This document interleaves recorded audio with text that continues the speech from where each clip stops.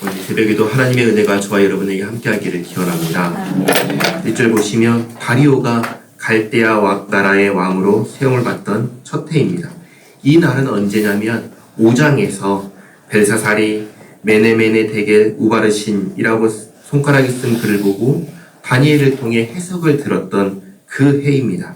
그날 다니엘이 해석을 하였고 벨사살 왕은 다니엘을 그 나라의 셋째 통치자로 세우고 죽임을 당하고 다리오가 바빌론을 통치하기 시작했습니다. 그 통치 원년의 2절이죠. 그때 이제 하나님께서 다니엘에게 깨닫게 하신 것인데 예루살렘을 바벨론이 침공을 했습니다. 그리고 다니엘 등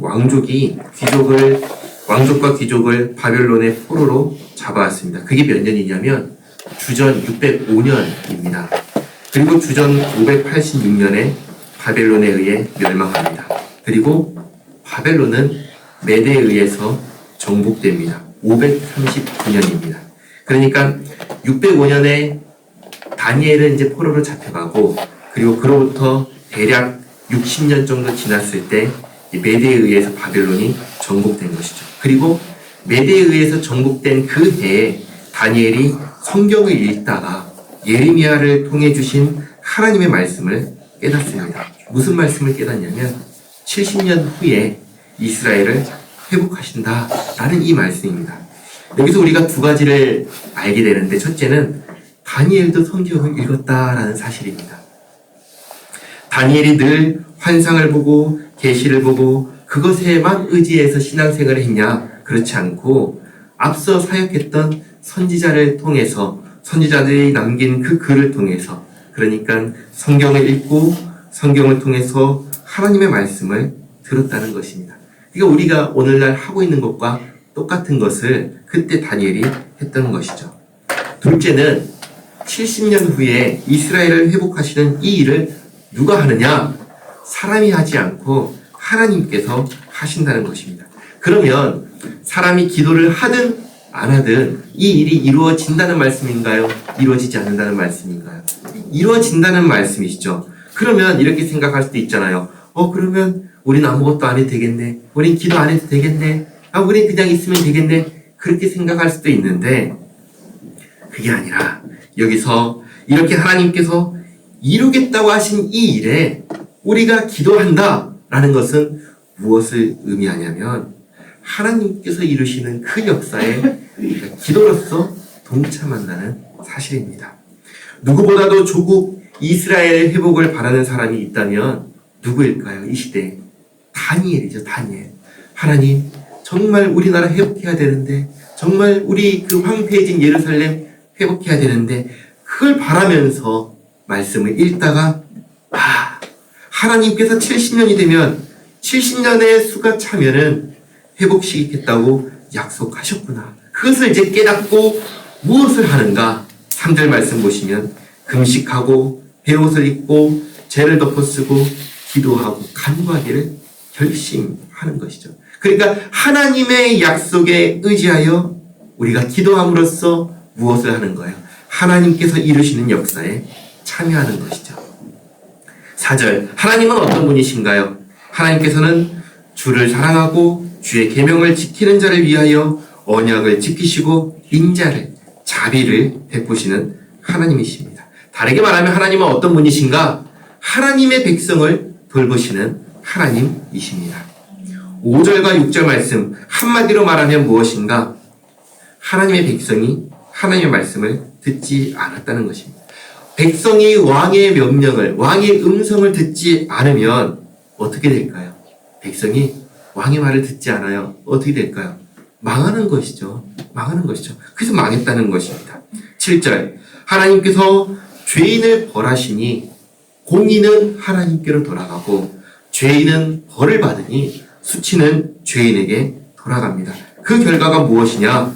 바벨론에 의해서 정복되고 하나님의 백성은 각국의 온 지역에 포로로 잡혀가고 끌려가서 거기서 수치를 당하며 살게 되었다. 이 말씀입니다.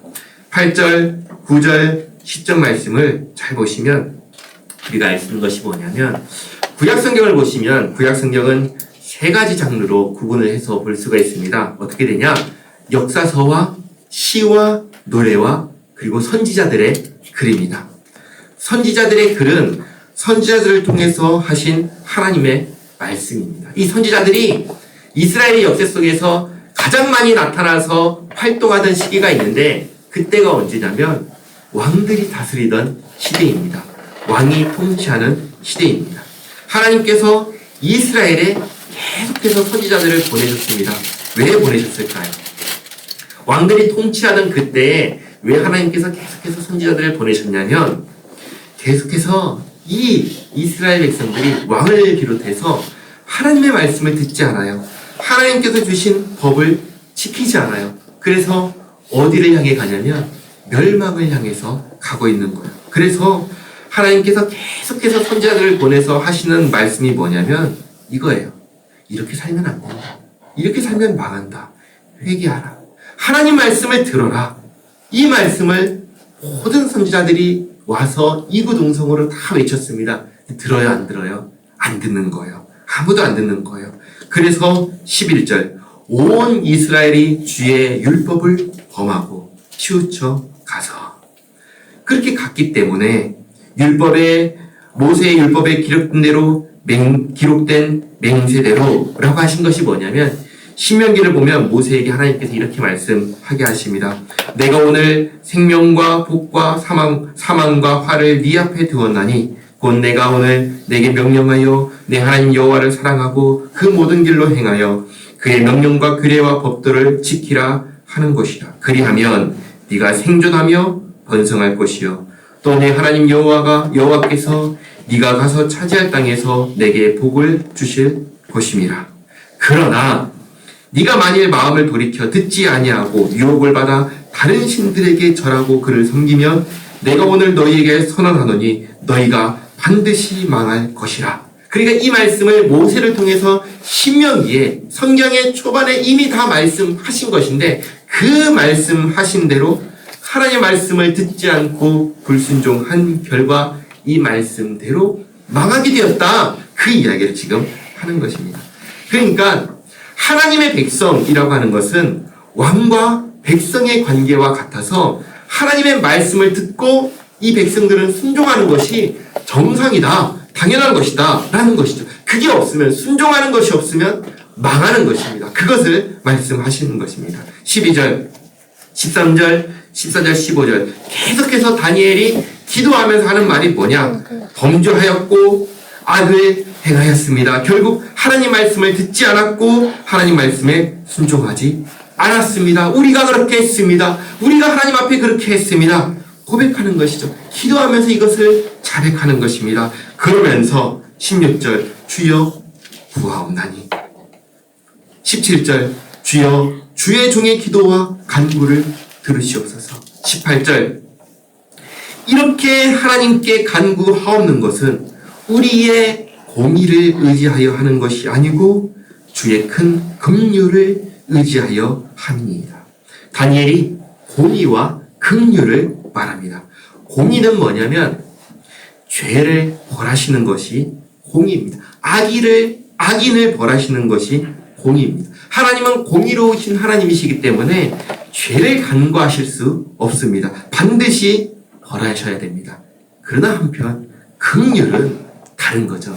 긍휼은 뭐냐면 불쌍히 여겨 주시는 거예요. 불쌍히 여겨 주시는 거예요. 그래서 하나님의 그 긍휼을 불쌍히 여겨 주심을 의지하여 구하는 것입니다. 은혜를 구하는 것입니다. 긍휼에 의지하여 자비를 구하는 것이고 긍휼에 의지하여 용서를 구하는 것입니다. 하나님의 공의 앞에 설 수 있는 사람이 있을까요? 한 사람도 없어요. 하나님의 공의 앞에 서면은 다 망해버리는 게 모든 인생 죄인입니다.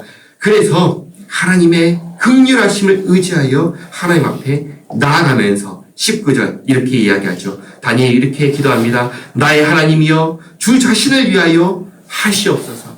하나님이여 주 자신을 위하여 용서하시고 귀를 기울이시고 행하시옵소서. 왜냐?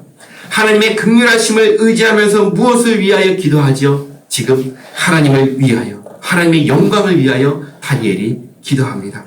오늘날 우리는 무엇을 위하여 기도할까요? 우리의 필요, 우리의 소원 기도합니다. 물론 예수님께서 분명히 너희는 이렇게 기도하라 하시면서 우리의 소원과 우리의 필요를 기도하라고 하셨습니다. 그러나 기도해야 할 것은 뭐냐? 그것보다 먼저 구해야 할 것이 있다는 사실입니다. 무엇을 먼저 구해야 할까요? 먼저 그의 나라와 그의 의를 구하는 것입니다. 그리고 우리에게 가르쳐 주신 주님의 기도 처음에 있는 것처럼 주님의 이름과 주님께서 영화롭게 되는 것과 주님의 뜻이 이루어지는 것을 기도해야 되는 것이죠. 오늘 이 19절까지 쭉 다니엘의 기도를 보면서 다니엘이 회개하면서 회복을 구하면서 주님의 긍휼을 의지하면서 결국은 무엇을 목적으로 기도하죠? 하나님의 영광을 위해서 기도하는 것이죠.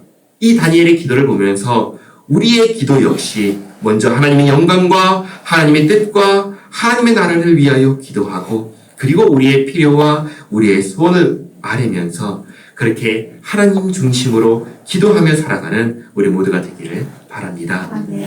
기도하겠습니다.